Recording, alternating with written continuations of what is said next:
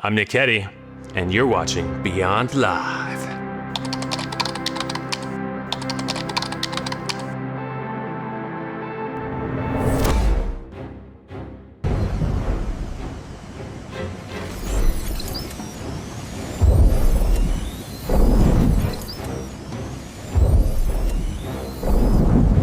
Ladies and gentlemen, this is your Captain Rob speaking, and welcome to Beyond Airlines. We hope you enjoy your flight to Denver, Colorado, home of the world's biggest and best MSP gathering. Hey folks, you heard Captain Rob. We're on our way to Denver, USA for Pax8 Beyond, the center of the IT channel universe. Man, this is a long flight coming from Brizzy to Denver. But I am so excited about Beyond. I just hope I can get some sleep. My dreams have been so weird lately.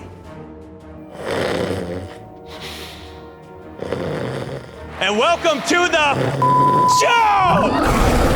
Okay, that's weird. Oh my God. What the heck is that? Our dream at Pax8 is to help you put on the Iron Man suit. What's up with that? Oh my God. Okay, that's really weird. Come on, you can do better one more time!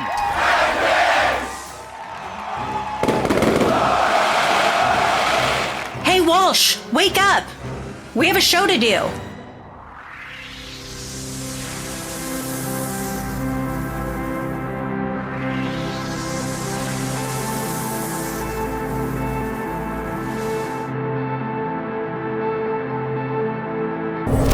The MSP channel's favorite industry event is back, and this year it's bigger, bolder, and some may say above and beyond. Beyond 2025 is delivering serious innovation, next-level education, in the kind of community that really makes the channel thrive. We're not waiting for the future to arrive. We're creating it together. We'll be your eyes, your ears, and your backstage pass, recapping everything from main stage mic drops to the ever-evolving vendor expo. We are talking agentic AI, cybersecurity, guided growth, and all of the newest innovations to the Pax8 marketplace. These aren't just buzzwords. They're game changers, bringing the future to the forefront and our Pax8 partners along for the ride. Years from now, when the dust settles and history asks who stood on the edge of tomorrow, they'll point to you. We'll bring you the all-stars, the experts, and the innovators shaping the future of tech. Thank you for being here, whether you're with us in person or streaming from across the globe. If you're ready to elevate, innovate, and network till the sun comes up, this is your moment. Your journey beyond limits Starts now.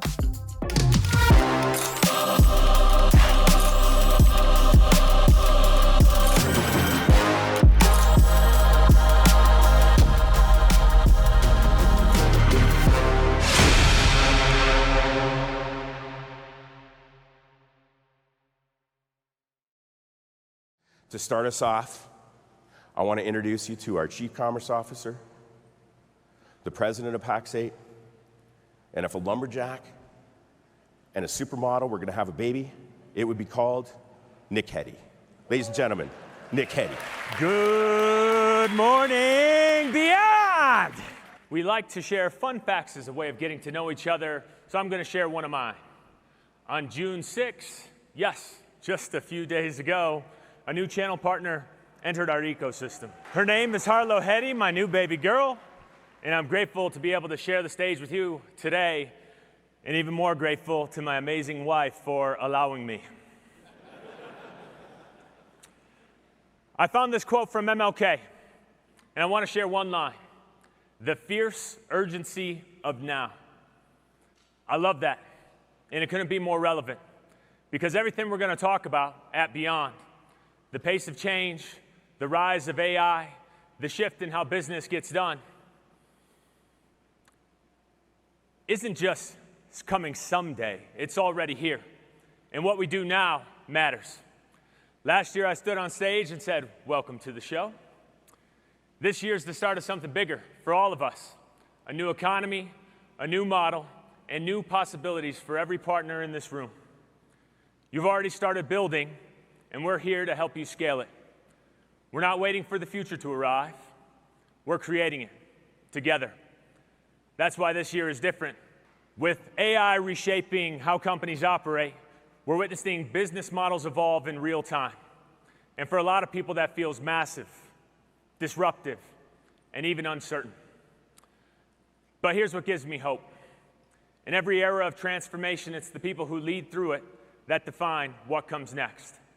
The people who know their clients, who understand their pain, who care enough to ask better questions, and bold enough to act on the answers. And this room is full of them. When I look out, I see the most driven, ambitious, and resilient people in the entire channel. So to our partners and our vendors here today, thank you. It's about you.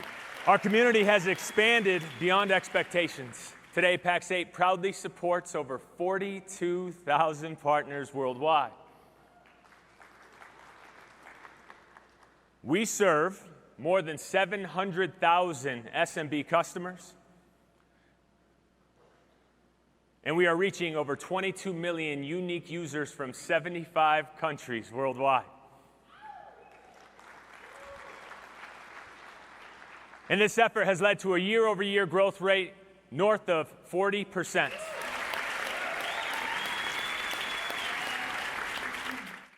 Welcome to Beyond 2025, where we didn't just bring the energy, we supercharged it.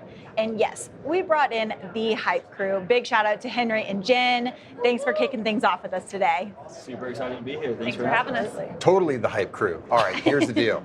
We're just jealous because we got that, and you're supposed to be the hype crew. Yeah, I'm supposed to be the hype crew, but look, you're the talent, so we're going to bring it for you. Look, we have over 2,300 partners, over 145 vendors here at the Gaylord. This is officially growing to be the largest MSP event in the world. How are you both feeling right now? Overwhelmed, overjoyed, excited, like Christmas morning all over again. It's exciting. It's Christmas in June for me. This is like our Oscars, our US Open, our Masters. So we plan 365 days for these 3 days. So it's exciting to be here today. Can you take a breath now? I mean... No, not yet. Wednesday. Okay. Wednesday we breathe. All right. We're in the thick of it right now. I like it. Well, I mean, what's the vibe out there? Because, I mean, we've done this a couple of years, so what is the vibe that you're seeing at 2025? It's pretty crazy that we can continue to build on top of the energy we've already had. We've seen over 500 people coming for the second year in a row and over 200 people coming for the third year in a row. And seeing all those people line up and see the new branding has been so good, and just seeing old friends, old partners. So super excited. We obviously kicked off main stage today with, I think we had over 2,500 people just in that room alone. Really incredible to see. And I would say I'd roll back even to yesterday when we really started. Like, we usually kick off a welcome reception, usually in a general session room or around the hallway. This year we did it in the expo, and it was like buzzing with conversations. So it was just a phenomenal way to really start Beyond 25. Why do you think that happened? What was going on there with that buzz? Is it just different enough? People excited to be on the floor? What was driving the buzz? Again, it's the start of the event. We're getting really excited. Everyone's getting in. Like, it is, like I always say, there's a lot of these events that are happening out in our space, and my goal always is to make this feel like a boutique event, right? Something that bar none is not like any other event, and I think we're on our way to achieve that again. Just one thing for anybody tuning in on YouTube who hasn't come here. What is Beyond? What's the Beyond experience? Could you give a few words for those who aren't here? Because it's clear the vibe is for those who are here, feel it. Yeah, I mean, if you're not here, man, you're missing out. You are missing out big time. Yeah, you need to get here. Get here fast. Like I said, I mean, we sponsor a lot of events. There are great, incredible events that are happening in the industry. We put on a lot of killer events as well. But our content, our community, and the education that we provide to our vendors, our partners, our customers, bar none, again, is not compared to any other thing in the industry. So it is the third annual Beyond, and they keep getting bigger, right? So, but what is top of mind as everybody steps into 2025? Like, what's changed with the event? What do we continue to evolve with the Beyond events? Well, we're learning every year, So this is the third year, and we actually hosted one in Europe just last year for the first time ever, too. It was an incredible event, and the only way that we can continue to grow this event is through the feedback of our partners, our vendors. We won't be growing this as fast as we are if we're not listening to them and growing it. And so a big part of this event is getting out with these partners day to day, getting out with the vendors, and seeing how we can continue to build this and make this, the biggest MSP event. I would say we had 5 tracks, right? And we moved it into 6 tracks. This year is our first year doing that, and that's our backed by popular demand. So again, as Henry was mentioning, our surveys are key. That's our golden tool of how we know what we're hitting and nailing. So those are the contents that we're bringing back while building, 43 other brand new sessions. We want the surveys, is we what want we're saying. The surveys, we want the surveys. We heard that called out a few times, is that based on not only the survey, but how they rate the tracks? Is that how you shaped what you wanted to bring back? And what is a track? So you said you added a 6th one. What does that mean? So that's the 6 tracks. So we have the 5 personas where we really are focused on, and the 6 tracks, again, is just that full backed by popular demand. So those are old sessions. Ones. Yeah, those are all the sessions that we've done in past beyonds. So those are the ones that are rated the absolute highest from our partners in the surveys. So again, there's so much great content, right? And so how can you go to it all? We know we can't. So we want to bring back those other sessions that rate in the #1. So if you missed it, don't worry, it's coming back. So come to Beyond year over year, because we'll always have new content and the best of the content from previous Beyonds. That's awesome. That's awesome. Now we have to talk about this. We have some pretty amazing speakers. First of all, Olympic champion, multiple Olympic champion, Carl Lewis. Yes. And 10, now, right? yes. 10. I mean, that's crazy. And then to think you got astrophysicist extraordinaire, Neil deGrasse Tyson. I mean, how did you do that? And what do you think about that adding to our experience? Well, we just know we have to level up every year. We have to continue bringing the best that we can. Carl Lewis has been great. He came to Berlin, actually keynoted there, and the partners absolutely loved it. And he's just a great person. So we're having him do a fireside chat later this afternoon with Lane Brannon. And they're great friends, and we're super excited about what they're going to be talking about with motivation and how to basically be the best self. Neil deGrasse Tyson. Legend. Yeah, what else can you say? Incredible, super talented, super smart person. Very excited to hear him speak with John Street tomorrow. Yeah, John's next level when he interviews somebody, so you don't want to miss that. So good. So what is making this year the biggest yet? I think the word's out. Obviously people, every time we do a Beyond, you open your LinkedIn or any social media for 2 seconds and you can't scroll far enough to not see a Beyond post. I think you see all of these people that haven't or couldn't make it out getting the FOMO. Obviously, we haven't even started the big things yet. We haven't had those big keynotes. So, I think people are seeing it, understanding that this is the new event in town, and they want to come. And finding out, again, what's happening next at Pax8. This is the event. This is the flagship event. The global flagship event is where you're going to find where Pax8 is going, where the industry is going, where this ecosystem is headed. And it's such a great opportunity outside of the amazing education through the breakout sessions, our great vendors. But where is Pax8 headed? It is the stop you want to make every single year. I could not agree more. I want to say a big thank you. I know you're both busy, but thank you so for much. jumping on the show, and we look forward to continued events. Thank you for having us. Thank you. Appreciate Thank you it. all. Now, Scott Chasen's keynote didn't just land, it introduced mind-blowing concept. One of those things is talking about where things are going, the insight, the direction of the future, and a powerful concept called managed intelligence, a term that's already generating a ton of buzz, a lot of conversations in the halls. And why does it matter? Let's take a closer look.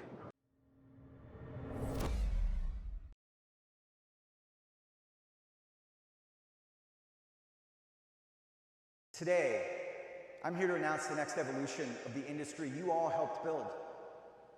Welcome to the era of managed intelligence. The idea of being able to use AI as an integral part of the business, not only for response, but for learning and development, I think is a key part of what we're going to see in the future. How you serve, how you scale, how you lead. This is the rise of the managed intelligence provider, where we leave behind rigid APIs and brittle integrations and step into a world of context-aware agents that reason, adapt, and act in real time.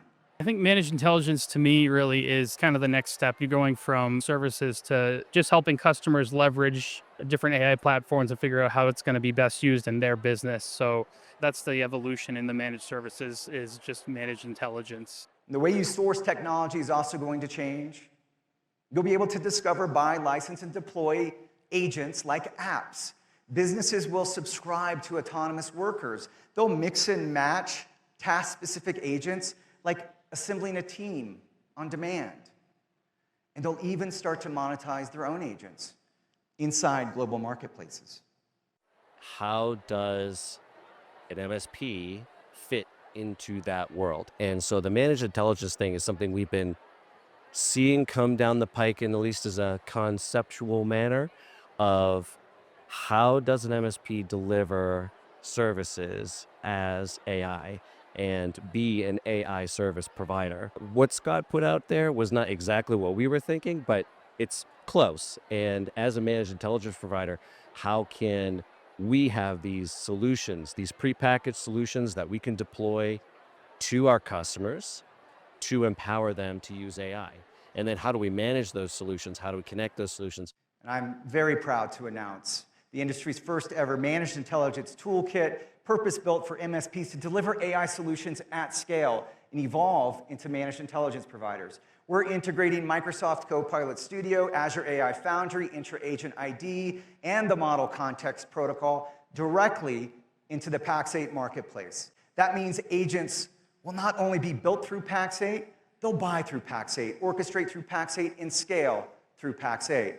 This moment, it's not about watching the future happen.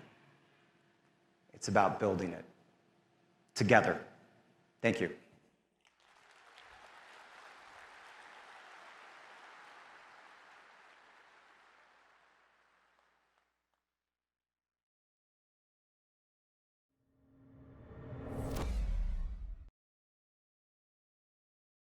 Academy's impactful sessions and share how Pax8's really helping businesses run smarter and more profitable.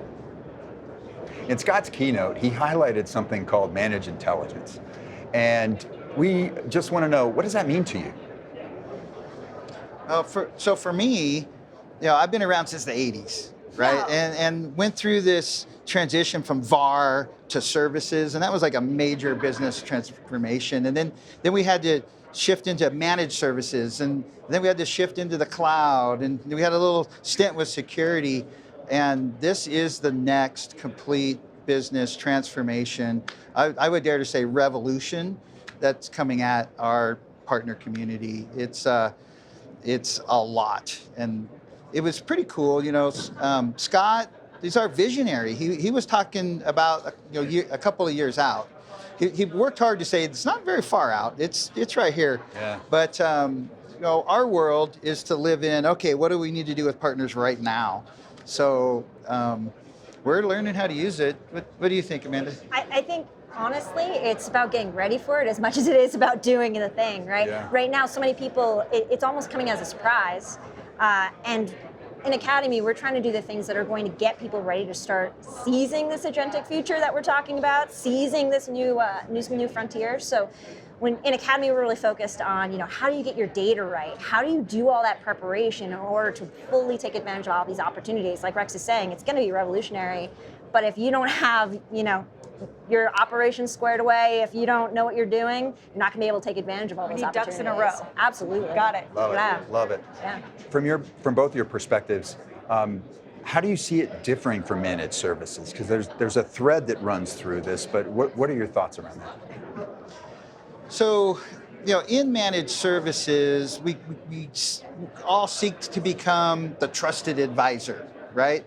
Yeah. And we did that by helping them figure out how to really take advantage of and leverage their IT systems. And I don't know that most of us really did a great job with that business conversation that we have with the partner or with our end clients. And we're definitely getting better at it, but it's going to be a prerequisite as we head into the managed intelligence provider, right? Like, we're going to have to take what we've learned in being that trusted advisor and just propel it 10 steps forward to have that business level conversation. How can we use the automation and the artificial intelligence to drive changes in the efficiency in the way we run our businesses? So it's that knowing how to have that advisor business conversation, but we're going to have to 10x how we do it. VCIO on steroids, right? Like it's literally, we have to make room for the strategy. You as business owners have to understand how to do strategy yourself and how to invest in your own business before you can even think about being that strategic advisor to somebody else. It's going to be, we're all going to be growing together at the same time. That's a great call out because you really get the sense that you are doubling down on learning more about what your client wants and really hear that in both your responses. 100%. And I will say, I know that we all have these little side gigs with Pax8 Live, but congratulations, Amanda. I know it was recently announced you're going to be joining the Pax8 Academy Live team. So how are you feeling about joining as a host? It's big shoes to fill. I mean, Bessie is one of the most fantastic people that I know, let alone like one of the best hosts. So one, I've been told I have to be a bit of a wrangler looking at UX, so that'll be really fun.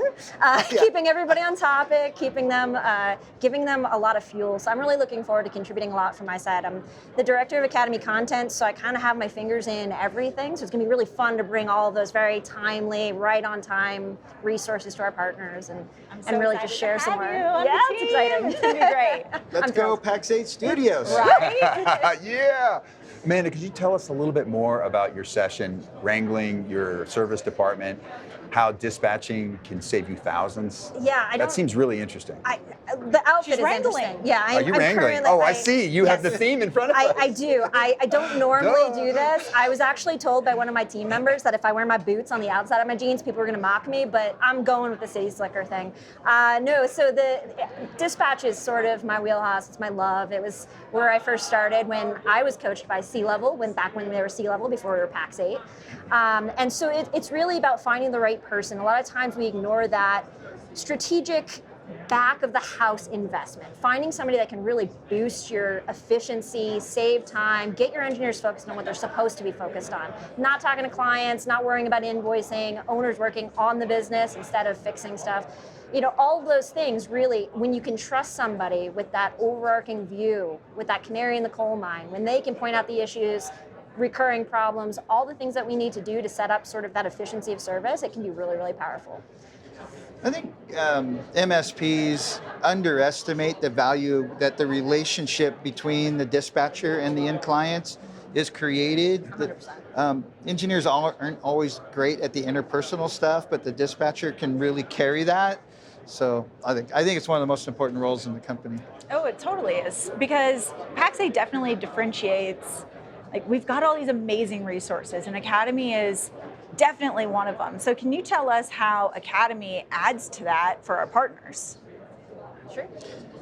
You want to take it? I can take it. So one of the cool things about Academy is we're addressing people where they're at. So take a thing like dispatch, right? You can come to an event like this, get an intro to the session, learn a little more in the on-demand, but then you can really dive in. You've got our peer groups, you've got our instructor-led. It's going to allow you to jump on the bus exactly where you need to jump on, and then go deeper. You might think your problem is one thing, and you find out, no, I've got problems in other areas.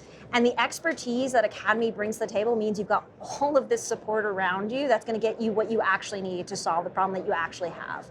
It's pretty powerful. What would you say, agree more. I got nothing. He's like, good, she said it all. Yeah, let it Feel mic good drop. with mic drop, we're out. Well, Amanda, because this certainly came flowing from Scott's keynote, how are you using AI in Academy? Okay. How are you using it? Yeah, so I mean, a little peek behind the curtain. We ourselves are using a lot of AI, so we are doing a lot of AI video and construction of content. And at its heart, it's all the wisdom and the thought leadership and all of that. And we put this really pretty package that's faster, that's more efficient, that's done with AI. We are doing a lot on the back end, training our own teams to be more efficient. But on the front end, just for Beyond, we have 4 different sessions with exclusive, like, AI prompts that are ready to be used, so you can hop on there. One of the great ones, very timely, is a course on here's prompts for every single social media platform we have. Go do a perfect prompt for the tone, the personas, the audience that uses that platform. Go home, do one about Beyond and how awesome this experience is and what you're doing with your MSP, right?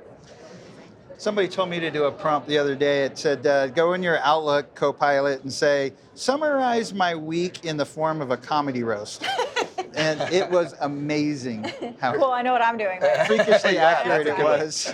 Man, so before we get you guys off and moving, because I know that you're very busy here at this event, I do want to remind everybody out there that you can actually watch Academy Live on Pax8's YouTube channel. So please make sure that you like, you share, you subscribe, because they have so much amazing content coming out of their show. But I want to say a big thank you to both of you, Rex, and congratulations on your new role in Pax8 Live. Thanks for joining us. Thank you guys, appreciate it. Up next, we'll be joined by Chris Sharp and Harald Nuij to get a global perspective. But first, we had a great international happy hour yesterday. Let's check it out.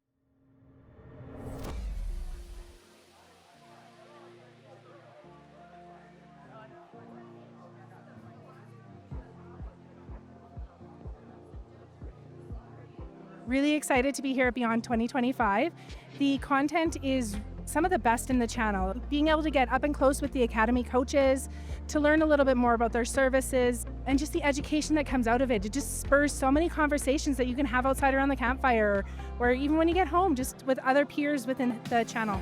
International Happy Hour, it's neat to talk to people from other places around the globe, so you can learn what they're doing. For me, it's the learning, the connections with other people. I love sharing our experience with other peers, and at the same time, how we can help other people make their business better. For me personally, it's more of a learning experience. So I can come here, open doors for myself, and kind of learn from people who've been in the industry a lot longer than I have. I'm absolutely thrilled to be here. It's all about education. To learn some technologies to help us plan for the future, try and stay ahead of the curve.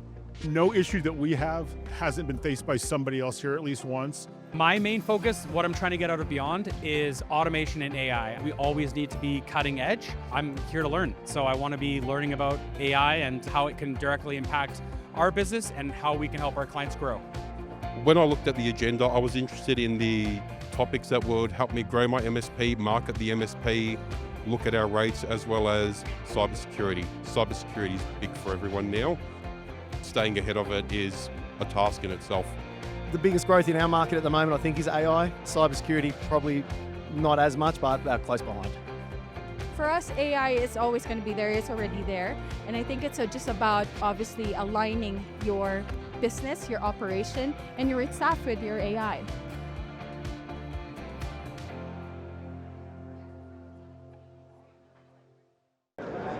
All right, so now we are going to turn our attention overseas to our EMEA and APAC regions with Harald and Chris. Thank you guys so much for being here today. To be here with you. Harald, from your conversations with partners across EMEA, what's been the initial reaction to today's community keynote with Nick Heddy and the visionary keynote by Scott? Any particular themes stand out, takeaways for you, for the region?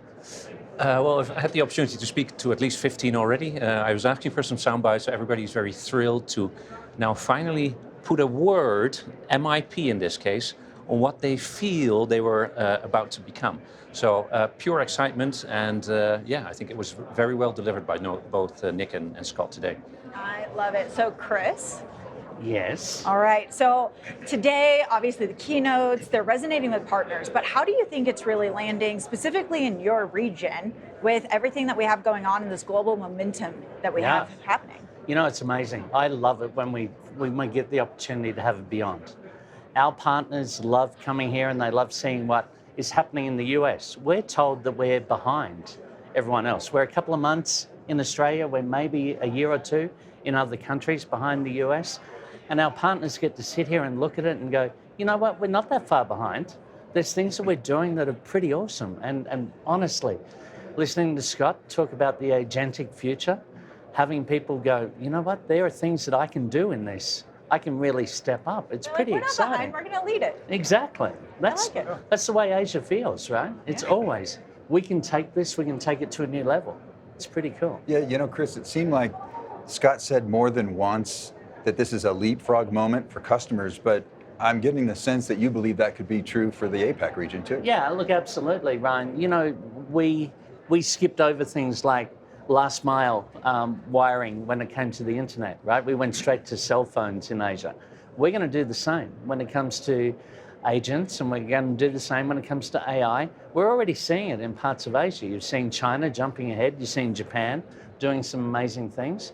I was talking to partners from Indonesia who are already delivering agents. So, Really? yeah, there's some cool stuff happening already. So I think it's going to be pretty good.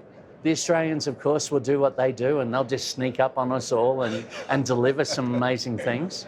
So it's going to be fun. I like it. And I mean, you already led with it, MIP, right? So we talked about the managed intelligence and this concept. It's already out there. It's obviously generating a buzz. So what is the initial thoughts, the impacts that we're seeing from probably each of your regions? And we'll start here. I think the layer that was added today is that MSPs or MIPs, future MIPs, now start to understand that the SMB is not just adopting AI, they are actually transforming around AI and agents. And I think, drawing this conclusion really helps the MIP of the future to understand that they need to maybe change their internal organization now, scale up their teams, think about how to monetize AI and agents around it. So I think this really is the start of what we see as a very positive movement going on. So is MIP going to land in APAC? I think absolutely. I think that for a long time we'd lost that word MSP. All right, every analyst was saying you had to be an MSP. Now it's giving something for people to strive to become. Right? I think some people will become one very quickly. I think others will go through the journey, but it's going to be terrific. It gives them something to aim for, and I love being there at the birthplace of MIP, right, today.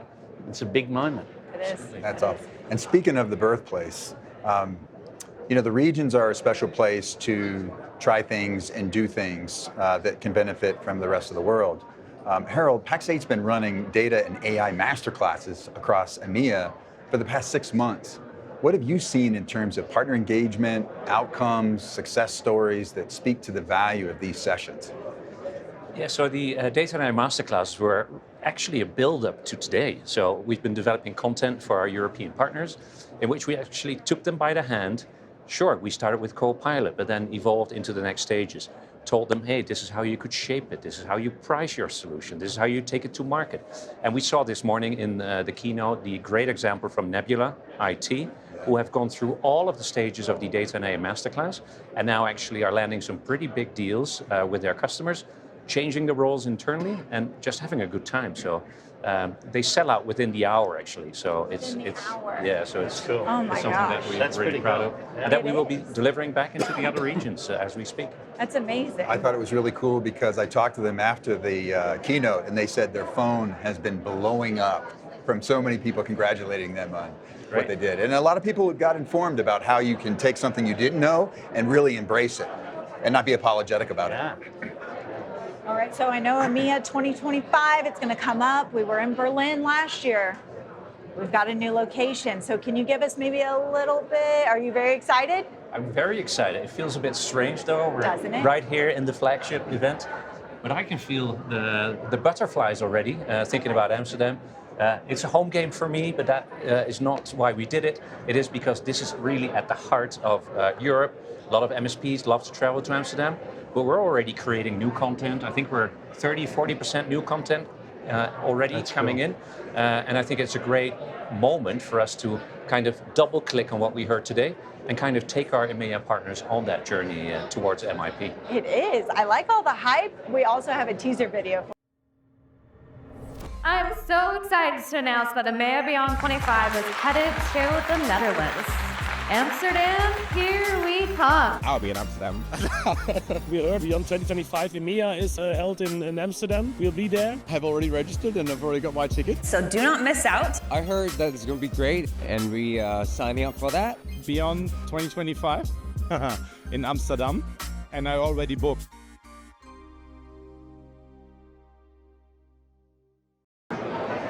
Thank you, Harald and Chris. Excited. I know you are, and I just want to thank these guys. No, we can't go yet. Don't? Because we talked about EMEA. Oh. APAC? Yeah, look, every Beyond is an APAC Beyond. You've seen the way we turn up, right? There will be one in our region at some stage, right? Exactly when, not next year, maybe the one, who knows? I'm going to mark But my diary. You know what? People are asking. My next beyond is Amsterdam, right? And so I'm looking forward to making Harald's Amsterdam successful by bringing as many APAC partners as possible. Amazing. I love it. Well, we thank you both. We appreciate your time, your leadership, and we look forward to what's next. Thank you. Absolutely. Thank you both. All right. So now we're going to take a look how Sentinel One is helping our partners succeed. It's difficult to be an MSP. I mean, it's difficult to be in any business these days, but MSPs have challenges, some of them very unique to them, others are kind of like carried from the enterprise market. Things like skills gap, it's very hard. It's very hard to get the right talent. It's an employee market. The tech is rapidly evolving. It's hard to train them, to get them up to speed on the new tech. And it's an evolving security landscape. Like we're talking about nation-state capabilities that are going downstream into the cyber criminals, which makes it very hard for a small business to protect themselves and for an MSP to protect that small business. And then if that's not enough, then the attack landscape is moving from desktops to servers to cloud to identities and beyond.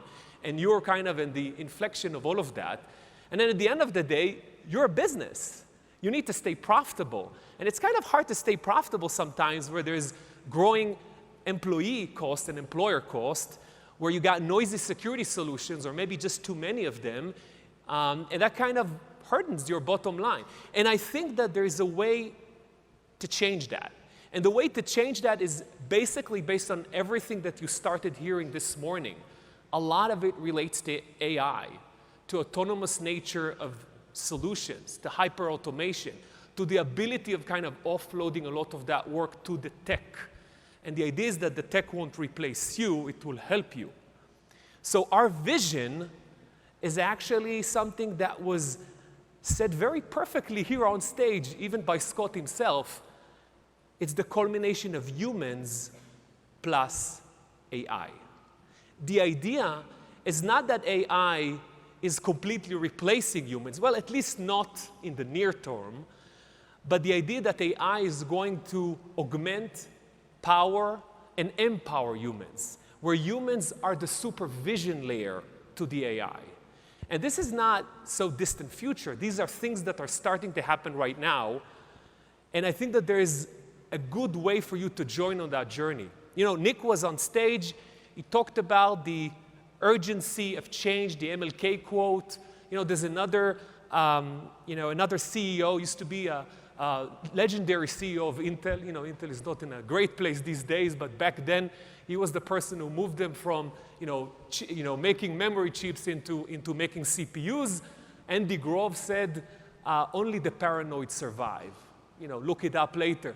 The idea about it is that if you're not going to wake up to the change, to the inflection point that is around us, you will be left behind. And so like many, many great companies that disappeared from our landscape, I think that the entire idea of this conference here and some of the keynotes that you're seeing is to make sure that you get on that journey, and we're here to help you with that journey. All right, well, welcome to the show. Thank you so much for just taking the time to join us today. And I just want to kick things off. And can you just tell us a little bit about your role at Sentinel One and what are you looking to focus on this year in 2025? Yeah, awesome. Well, it's quite interesting because I just changed role about 6 months ago. I've been with the company for about 11 years. In the first decade or so, I was the chief customer officer. I built and scaled our entire services and support offerings. And then in the last 6 months as a chief business officer, it's really more focusing on the strategic topics, working closely with our e-staff members, with our board members, and then also participating a lot outbound. Basically, anywhere where the CEO can't make it because there's only one person. So that could be major events, strategic partners, and strategic customers. I love hearing the take that service and support experience and bringing it out to the business conversation. What's that been like for you? Yeah, it's a really interesting point because I think that being on the other side, basically, and just feeling that, both the love and the pain that both customers and partners feel, I think it puts me in a position to really understand the business and, and kind of figure out even what the MSP or the customer at the end of that feels like, what they're looking for, how we can solve some of their problems, right? Absolutely. You know, you made a call out on stage about this. You know, AI native threats are here. How is AI changing our approach to security, and how can MSPs stay ahead of that? It's complex. Yeah, well, I think it changes the landscape in a couple of ways. First of all, it's speed. You know, when you have AI, you could just do things a lot faster. Think about when an exploit is out there in the wild. Back in the day, it took weeks maybe to create, like, weaponize it. Now it probably takes hours. The other thing is, like, the quality of something like spear phishing, for example. Like, you get a phishing email, and we all remember, like, the Nigerian prince scams and all that, right?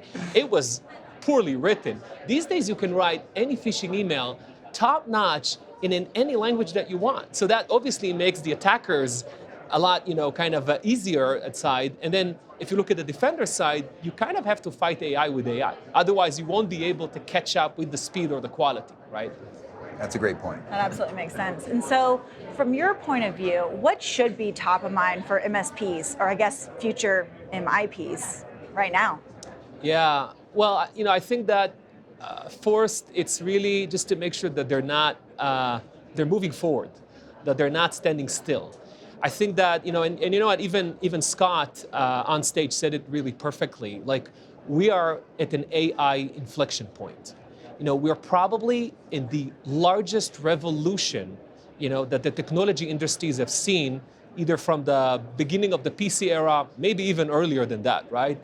So if those MSPs are not going to stay ahead of the game, if they're not going to adopt the new set of capabilities and tools, autonomous, AI-driven, hyper-automation, then yes, they'll be irrelevant, basically, right? That's great. This really reveals how AI is becoming a part of everyday life. How do you see it improving the way we live and work? I think that we just scraping the surface of it. By the way, both on the positive as well as the negative side, because we're seeing we're all kind of, we all did our own profiles in Ghibli format in ChatGPT, but AI can do so much more, especially when you go throughout the agentic nature of it, where different agents can talk to each other and basically do the reasoning, do the next level of thinking and provide you with the outcomes, even validate and QA the outcomes themselves. But I think that there's also kind of the negative side of it, which we started to talk about, right? I don't think that we're fully aware of all the potential threats that are out there with AI.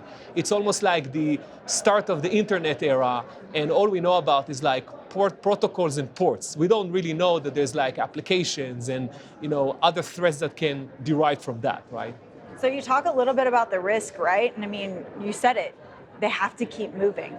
But how do they continue to scale securely? Right.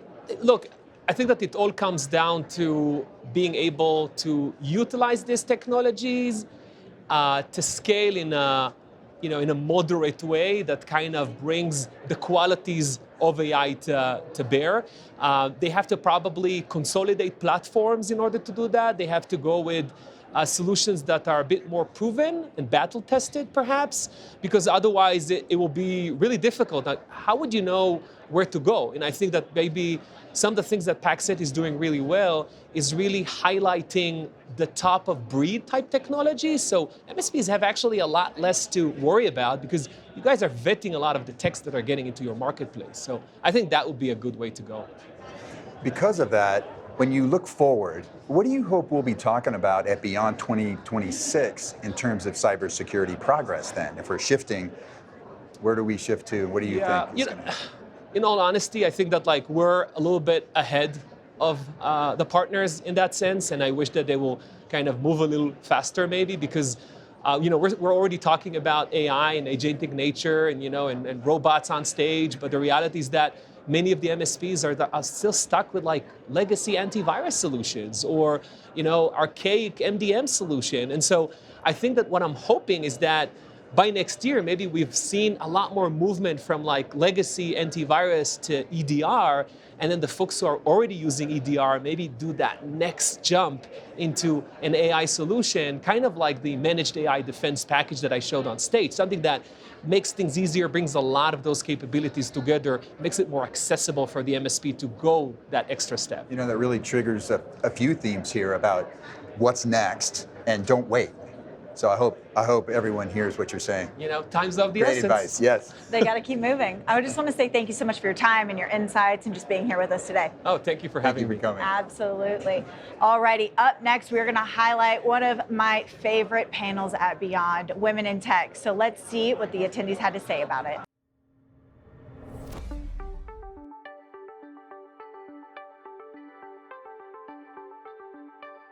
So we are at Pax8 Beyond, and we are here for the Women in Tech panel. And looking forward to hearing a lot about some really cool ladies in tech. I am absolutely thrilled to introduce you to my panel. Their work embodies the spirit of innovation and the relentless pursuit of excellence, making them role models for aspiring tech professionals around the world.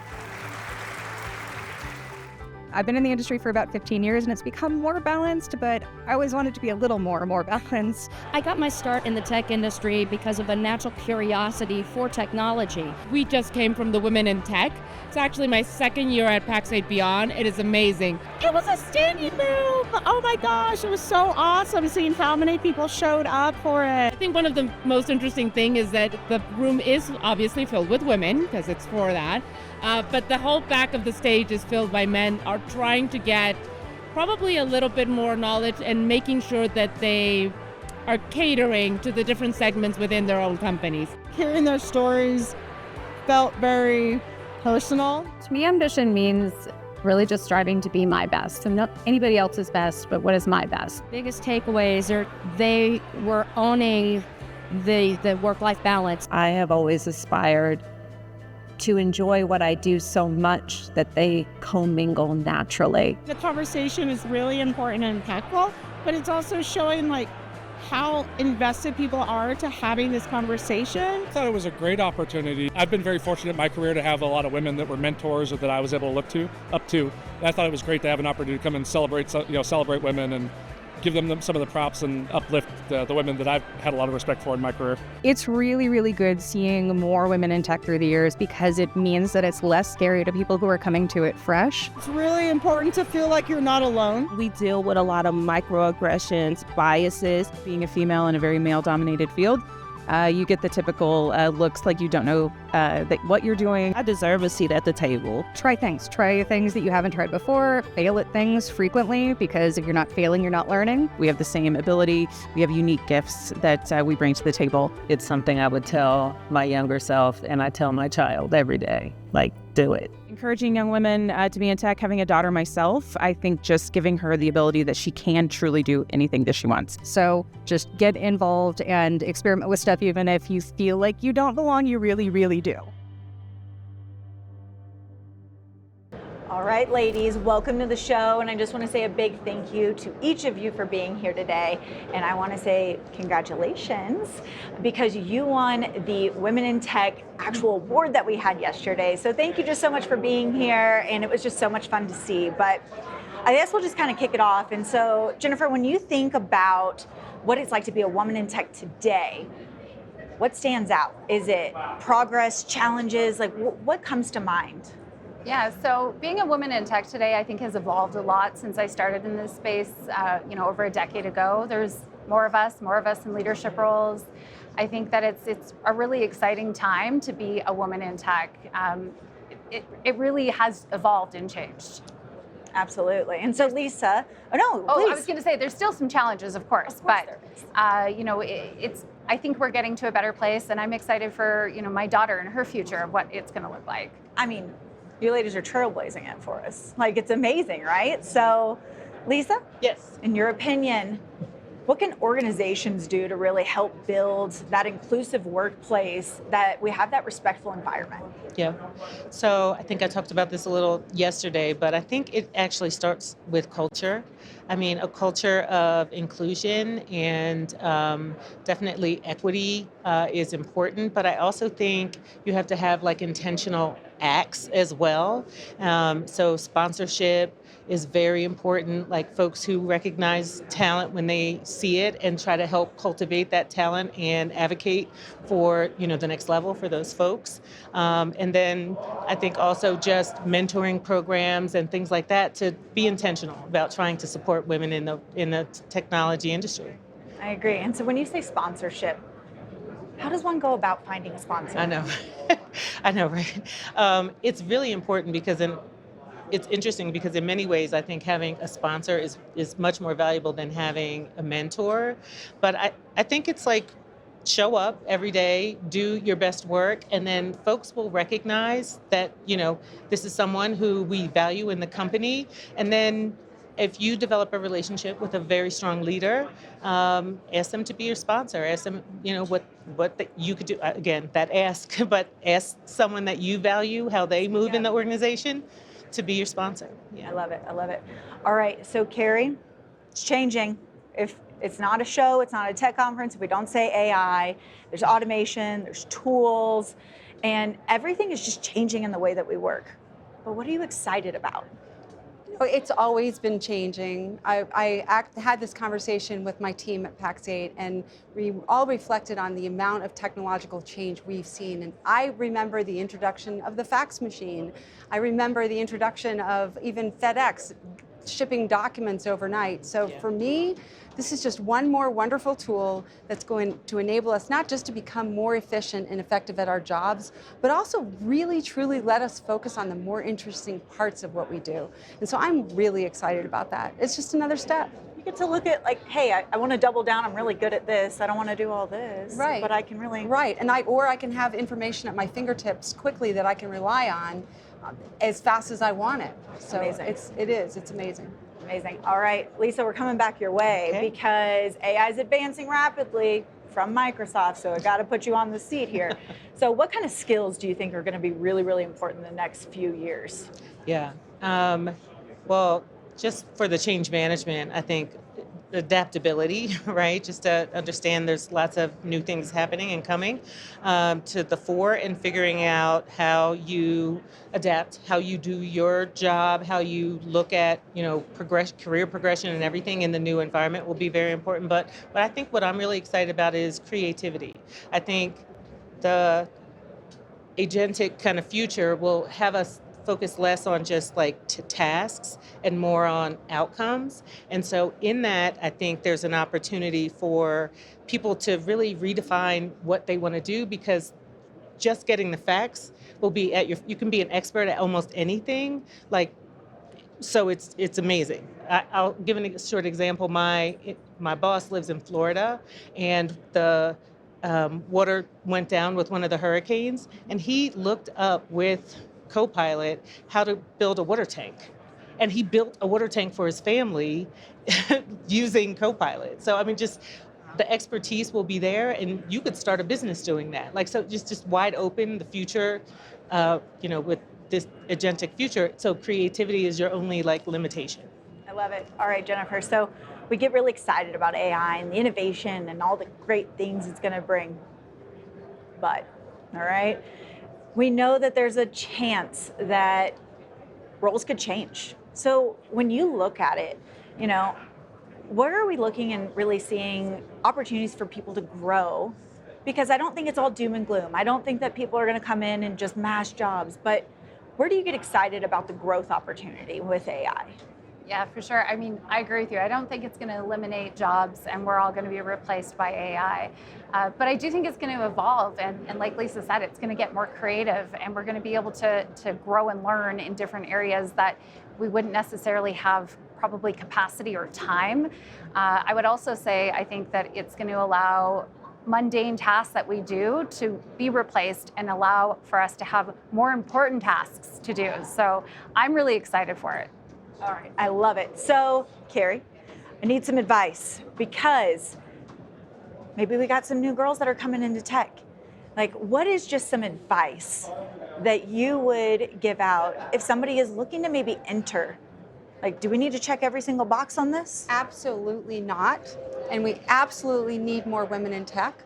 And I think it's very important that everyone understands that being in tech does not just mean being a software engineer or writing code. And there are plenty of excellent women coders, so I don't mean to suggest that.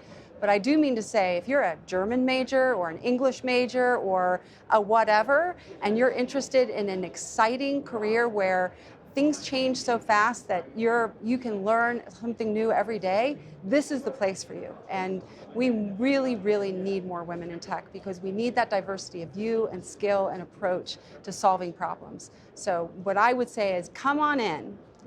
The door's open. The door is open. We need I love you. it. All right, ladies, I just want to say a big thank you for your time. Amazing panel. Thank and you. I look forward to it next year, okay? Thank you. Thank you so much. All right. Now, we're going to hear from our tech industry powerhouse, Travis Walter. He's the corporate VP at Microsoft. He really unveiled how AI and the agentic technologies are really going to set everyone up and revolutionize the SMB landscape. It's going to accelerate growth, but let's check out his keynote. And our CEO calls out that maybe a year ago was the era of co-pilots, but that's changing. We're moving from co-pilots to agents with AI that can act, reason, and adapt on the behalf of your customers. And it's another platform shift. And we've done a lot of platform shifts together, whether that's the era of the PC, the internet, we're thinking about mobile. This is that next platform shift. Now, I want you to make a push for the summit, not just because of the view, which can be incredible, but because there's real value for your customers and for you to get to the top. Every customer that spends, well, we're finding $1 on generative AI is creating almost $4 of economic value for their organization. For every dollar that we're seeing invested with Microsoft here, services partners are creating almost $9 of economic value, and software-led firms and partners are making almost $11. So the view at the top is good, and the money's even better. This is why we're going to make a push together. So look, in summary, let me just say we have an incredible opportunity together to own this AI agentic movement. And you're not hiking alone. Whether you're just lacing up your boots or you're already at stop 1 and figured out how to become AI ready, whether you're at phase 2 and you're helping your customers get AI ready, or whether you're putting and making a push for the summit, step after step, we're going to own this moment together. You've got Pax8, the absolute best of the best, plus Microsoft behind you. And it's not going to be easy. Sometimes the hardest climbs, though, have the absolute best views. I couldn't be more excited around what we get to do together. I'm so grateful for the partnership, so thankful. Let's go after that $500 billion opportunity together. Thank you.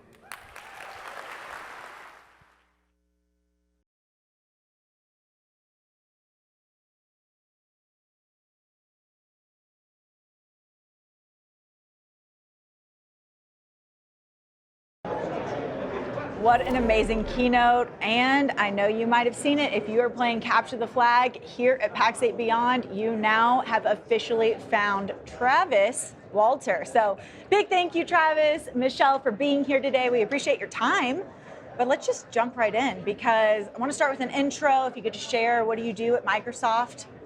Awesome. Well, Travis, it's good to see you and good to be here with you. I lead the Small, Medium Enterprise and Channels organization for the Americas. So think about that as the organization that sells AI solutions to companies, both small, medium business, and corporate customers. Excellent. Awesome to be here with you. Great to see you both again.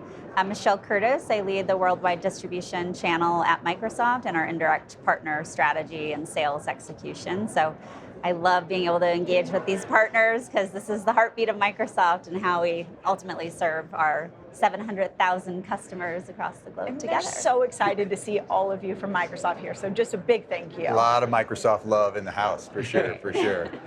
In fact, Michelle, AI is clearly the defining technology that everybody's talking about. What ways is Microsoft helping partners adopt and implement this quickly to stay competitive, drive some innovation? That's such a good question, and one that we've both engaged with partners throughout this event already. Microsoft has a few different ways that we help enable partners. We have updated skilling hubs where partners can come and go through our partner learning journeys, and we have AI adoption days all over the world where partners can come and do trainings. We've also established the cloud adoption framework for AI, which really takes a step-by-step process through solving use cases and taking a governed AI solution that's secure to customers to be able to drive POCs and then a repeatable process to actually execute that at scale. And then when it comes to Copilot, which hopefully we all know and love, we really kicked that off last year at a broad scale with CSP. And it was all about the adoption journey. How do we go from 1 seat to 5 seats to actually using the product? And this is something that both Travis and my team actively engage. And with you as a partner, you're in there helping partners actually build out these practices.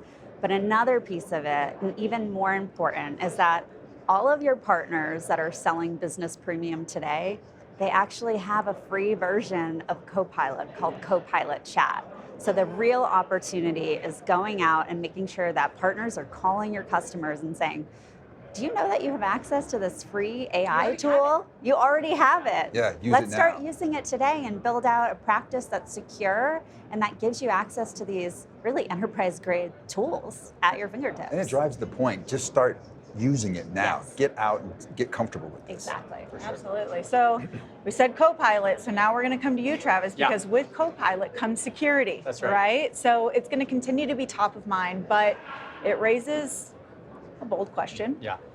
Is Microsoft a security company? And I would just love to hear your perspective. Bold question and bold answer, and the answer is certainly yes.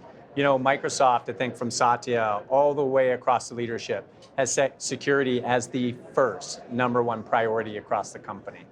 And that's about setting culture and tone. And we've launched an initiative called the Secure Futures Initiative, which is about first being secure by design. So all the engineering teams designing with security in mind across our breadth of solutions. Secure by default and then secure operations. And so everything from our customer interactions, ensuring that we interact and sell security, and then we operate in a secure way. So from a company perspective, we've adopted it. It's core to our culture. Now, for SMBs, there's so much that we have to do to continue to help SMBs be secure.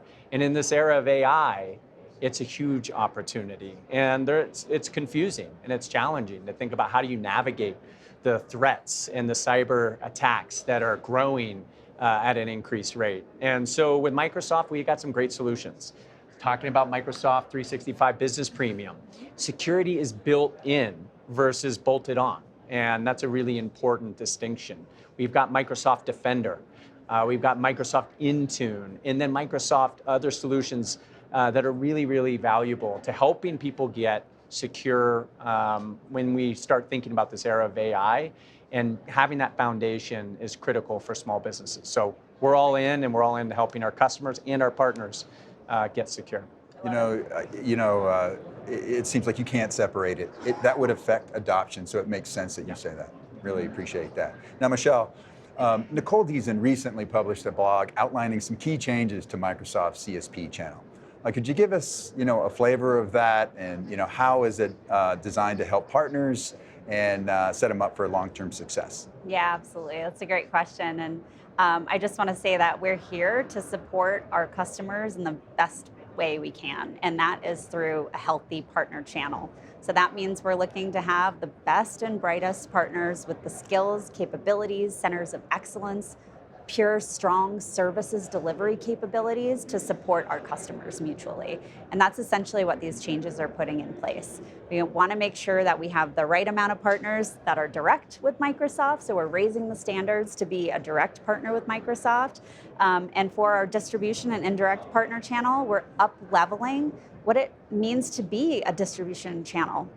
We're serving hundreds of thousands of resellers across the world.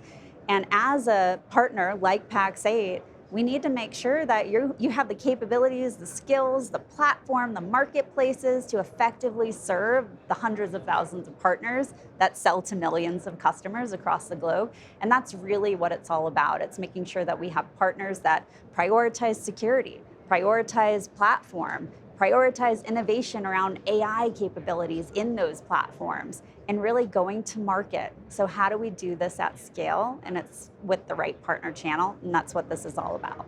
That absolutely makes sense. And like this event just comes at such a unique time for Microsoft, right? So those of you out there that don't know, Microsoft's New Year is going to start in July.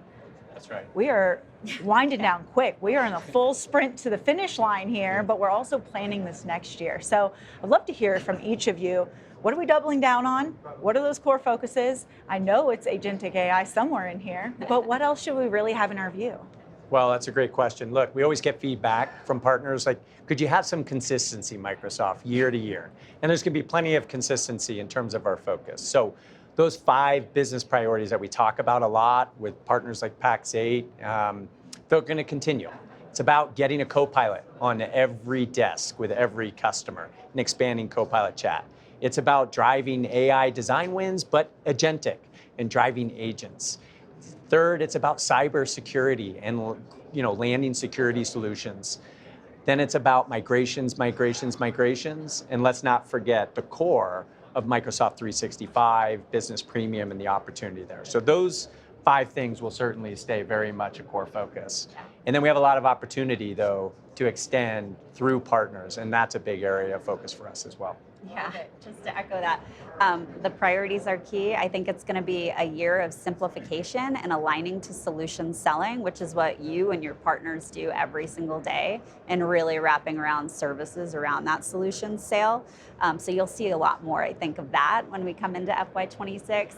And then for me, it's the year of partner. Like you said it at a high level, but partners have never been more important in the ecosystem to deliver the rapid pace of technological innovation that we have before us. Agent is a huge opportunity, and we need partners to scale, to understand how to build, understand how to price and deploy agents, and ultimately manage those agents. So Scott mentioned it earlier, MIP, I don't know if that's the new MSP or not, but we'll see. But we're happy to support you and your partners along this transformation and provide you the tools and incentives and your partners the programmatic approach that can help them be profitable and successful. Doubling down in channel. That's right. I love it. I love it. Listen, Travis, you made a big point today of talking about being a customer first of the technology. Yeah. Can you both share with us the prompt you can't live without? Oh, that's great. Well, first, I am a father, and I got a daughter who's applying to colleges, and I use Copilot regularly to help with applications. I will tell you, radical simplification. But day to day, I use Microsoft Copilot and our deep researcher to prepare for customer and partner meetings. It's a quick, prompt that asks about what have we been doing with this customer, what opportunities do they have, what have they purchased from us, who's the account team, and I immediately can get ready within 15 to 20 minutes for a customer visit, which would normally take me hours to do. And so that's a game changer. I love that. I love that for us. I love that for our partners. That's a great call out. Yeah. Michelle, which is? For me, I actually use Researcher as well. It's an agent that's available to us as Microsoft internal right now, but coming more broadly in the future. But we get the advantage to drink our own champagne a little bit early and test it out. So I love that we're both using that in that capacity. But for me, I also use it on the personal side. Everything from meal planning and prepping to vacation planning. So it's not just a tool in work life, it's also a tool to help you manage work-life balance as best we can, right? So it's my little assistant. It's an assistant, and it's part of my workflow. Yeah, absolutely. That's awesome. I mean, I just want to say a big thank you. I know that this event is huge. We have you in and out with partners, but just a big thank you for the partnership between Pax8 and Microsoft, and it's been such a joy having you guys here. So awesome. Great seeing you both. Thank you. Excellent. Thank you so much. All right, one of the hottest topics at Beyond is agentic AI in cybersecurity. Let's hear what our partners have to say, and then we'll chat with cybersecurity pros Matt Lee and Dom Kirby to get their take.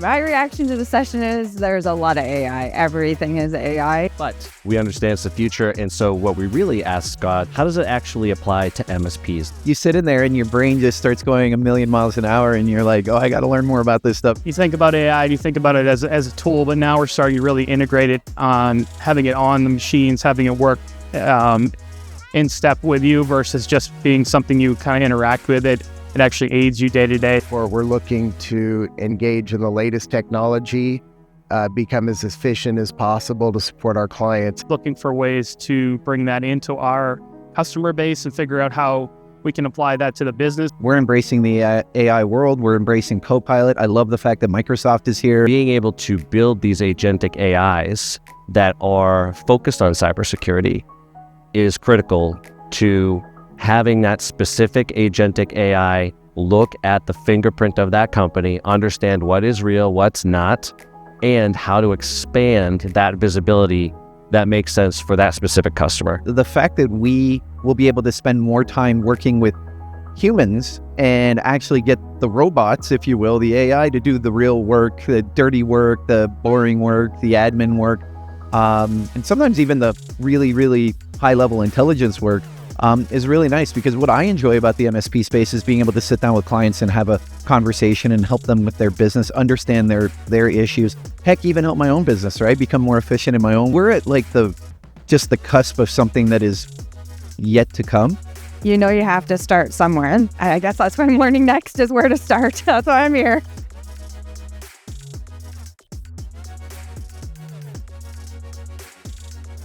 All right. Let's bring in the dynamic duo, Matt Lee and Dom Kirby, who live and breathe all things cyber, to break down the latest in agentic AI and keep us safe online and keeping it real. Welcome. Thank you. Thanks for having us. Yeah. All right, Matt, we're going to start with you. Agentic AI. We've talked a lot about it throughout the conference, but jumping specifically into cybersecurity attacks, it's a little scary. When do we need the human to step in? Do we just let it run on its own? What do we do? You know, I think that's the tendency, right? We're promised so much that we will be able to replace human body counts. We'll be faster, we'll be stronger, we'll be more accurate, we'll be all these things.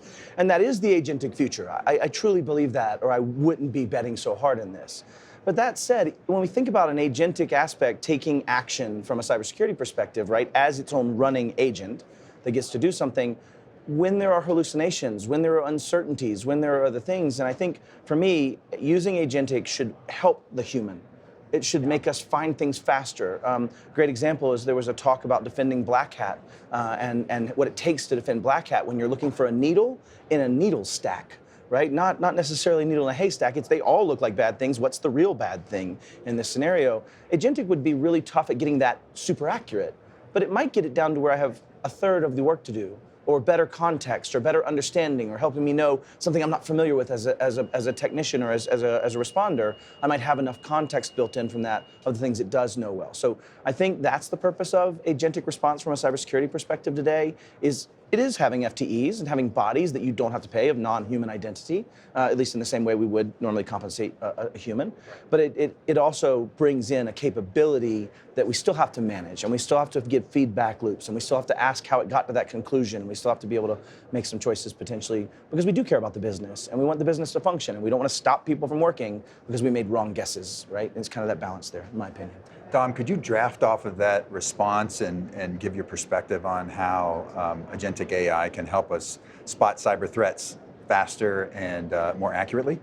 Yeah, you know, it's come a long way, but when I first started tinkering with these tools, they were really bad. Like every answer was a hallucination, and the things it was talking about didn't exist. And as these tools have grown and begun learning more, they're getting better at this. And you see like Copilot for Security hit the market. You see Sentinel One's Purple AI hit the market, where they've really built a focused product with all the context of what is incident response and what is threat detection and what does that look like. those products in particular and products like them are going to power that because as a practitioner, as an incident responder, the biggest thing that can help me is having a lot of information in a short amount of time in a way I can understand and make a decision. And I think that's where AI and agents today are really applying a lot of weight is let me get you the information faster from the resources you need it from and put it in front of you in a way that you can just read and as a practitioner make a decision. That makes sense. So Matt, how does the cybersecurity team and the AI team work together for just a safer solution? Yeah, Dom kind of touched on this as it needs to be better and fed the right information, right? It needs to bring me information in a way that I can do something about it, that I can act upon that. And so I think that's what the point is. And if you look even at Purple AI and their managed agentic response, it didn't say just let agents do their thing. It said managed, right? It said that there had to be some component. And you think about Scott Chasen's talk of managed intelligence, that's managed intelligence. It didn't say let AI run the world and do its thing. It's these management components. So I think it's just that, is being intentional in what you're trying to do with it. I think speak towards what the efficacy you're looking for, right? If I'm going to use agentic things like Copilot security for Copilots for security or Purple from Sentinel One, what am I trying to achieve here? What are the goals? What's reasonably expected out of this and how am I going to use it? And in my mind, it would be about faster MTTR. Right? Mean time to response. Like how fast? I know. I was going to do that. Yeah, he was dropping. Like, oh yeah, MTTR. Of course. MTTR. Yeah, of course MTTR. Yeah. Right. But that response time. How quickly can I get to a response when something bad has happened? Right. And think of it like a paramedic. Does a paramedic save a patient? Yeah. But do they actually stop the problem? No, probably not. They literally stop you from bleeding, make sure you have enough fluids to make it to the hospital so that I can then have a surgeon take the steps that will get the real final fix. And so in my mind, I think that we have to think from a triage perspective. How fast can we stop that patient bleeding? How quick can we get it to a surgeon? How quickly can we cover these things? And I think agentism probably covers so many of those gaps, at least in my mind. And so I think it's really just being purposeful in what you're doing and with the intent in my mind of reducing the time to response through these methodologies. That's my thought. So I really get a sense of speed.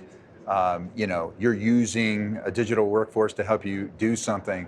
Dom, what cybersecurity jobs do you think will change the most with this new technology? What things won't we do or we do differently with it? A lot. I think most of them, actually. In my own experimentation, I've done threat analysis on malware payloads and used OpenAI, and I've used Copilot and Claude to pick apart different payloads and tell me about them. That's been really interesting. I've had security architecture conversations with LLMs. But I think when you get into the field and you're practicing, one of the biggest challenges we have, especially if we do security at scale, is how to get the noise out of the signal, right? Or the signal out of the noise, rather. Either way. Either way, yeah. We followed you. You run into this not being able to pick things out, to your point, speed, and more importantly, accuracy in making the right decisions that don't murder the business because I made a wrong decision. Yeah. And I think that's where, in the field, I'm seeing it applied the most, is show me the signal and then help me make an educated decision about it. And things I used to do with a team, I can use a Security for Copilot or Purple AI or one of these tools to say, okay, here's everything that I can be told about this, hopefully from just trusted resources. You gotta pick the right product, right? I can vet that and very quickly make a decision. So it's really that field practice, whether that's IR, whether that's just SOC, or whether that's making decisions on configuration. I think there's a lot of value there today. That absolutely makes sense. So Matt, you've been cooking up a lot of content. What kind of sessions we got happening this year? Raucous ones? A little bit of raucous. I guess it was raucous, yeah. No, I tried to pick a few themes there. I really wanted to lean into the diversity in our community, and I had a non-zero number of females that are in cybersecurity that don't make the stage typically, right? I got a message from Joy, and I've been approved to share this, and she sent me a message and said, I'm in tears. You guys just had on the main stage for the first time in my adult life 3 females as security people, and they're the only ones featured on this slide. Like, yeah. That was cool. And so there was that. That So was so starting cool. off with that was wonderful. But the theme I was trying to really get was blank or get off the pot. That's kind of my thought right now. There's no longer you can kind of mealy mouth and halfway through being in security today or being even in MSP land today. And so I chose several pieces. One of those was starting with Phyllis Lee, explaining kind of the growing laws and the growing challenges and the growing risk from Center for Internet Security, speaking towards that. And then we stepped into Paige Gross saying, like, why you shouldn't just pen test yourself without any skills and be like, yeah, bro, I got this, right? If you're really trying to test, you wouldn't want to have a terrible shooter test your bulletproof armor, right? Like, they never hit the bulletproof armor. We don't know if it works. And so there's this aspect of, we wanted to say, hire people that are professionals, keep that professionalism in there. Followed that up pretty quickly with, I think, what was one of the most attended before Chris Roberts sessions of ours, which was CMMC. For anybody that doesn't know this, CMMC, or Cyber Maturity Model Certification, is on the piggybacks of something that's been running since 2016. I mean, this is a long time coming, and finally, 2 MSPs that were on the stage there had finished their, actually 3, Joy included, had finished their level 2. That's of like 20 or 30 in the United States, and that may have grown since we initially started on this path. But I really wanted them to share the 300 hours they never got paid for, the thousands of hours that they were doing policy, the 2,000 pages of Word documents they wrote, right? And I wanted them to experience the fact that this is hard. Yeah. And the chances of you getting destroyed if you fail are massive. I didn't even think about the part that was brought up, but once you go down that land, and now I'm, let's say, making missile parts and being the IT for missile parts, probably means somebody wants to target me now. My name's in the phone book, right? It's like, I'm somebody now, and he hates these cans. But anyway, sorry if you get that reference, I apologize. And then we stepped into, yes, exactly it. And then we stepped into Chris Roberts, and I tried to bring in people that aren't in our world, that nobody has heard. Like, of that audience, 4 people have probably ever heard Chris Roberts speak. And he got up there and talked about change, and he got up there and talked bad about AI and all the things we aren't doing well. And he talked about how we as humans don't ask questions, and you may not know what's in a sausage, yet you eat sausage. And so all of these were to try to help MSPs stretch their boundaries of what they understand and start to, in my mind, either just get moving forward, or I don't know that I'll feel as much pain if they don't make it, because I have to try to get them to move forward in this world. So those were the talks so far. We've got even more lined up for tomorrow as well. We start off at 7 a.m. with a breakfast panel that's going to be just wild, and then we'll go from there. So. Excellent. Look, I can't thank you both enough for keeping it real, lighten up learning, which is a core behavior for us. I think the value is clear. You're passionate about it, and you're willing to share what's working, what's not, and how everyone can be better. Just thank you so much for joining us today. Thank you for employing us. That's awesome. Excellent. Wow, that's a wrap, folks. I got to tell you, thank you so much. What an awesome show. And thank you for everyone, our amazing guests who made it happen today, including, what up, my dog? It's a hallucination. We're hallucinating. It's fine. All right. Well, we will catch you back here tomorrow, same time, same place on the Pax8 YouTube channel. I don't want you to miss out on all the highlights, but before we sign off, let's check out what our partners are saying about their experience at Beyond 2025.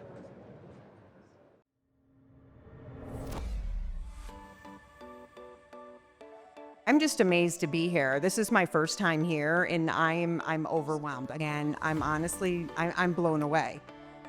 I think what I really like about Beyond is it seems like it's very centered around education and helping MSPs not only understand what's available today, but also what's available tomorrow, which doesn't really happen at trade shows very often. There's the fun and the business side of it, and the connection, the community, some great people that are part of this community. Good morning, Beyond! I think everybody, they have to live outside of work and, take a breath and soak everything in. But I think attending like an event like this, if you're feeling burnt out, this could only motivate and energize, honestly.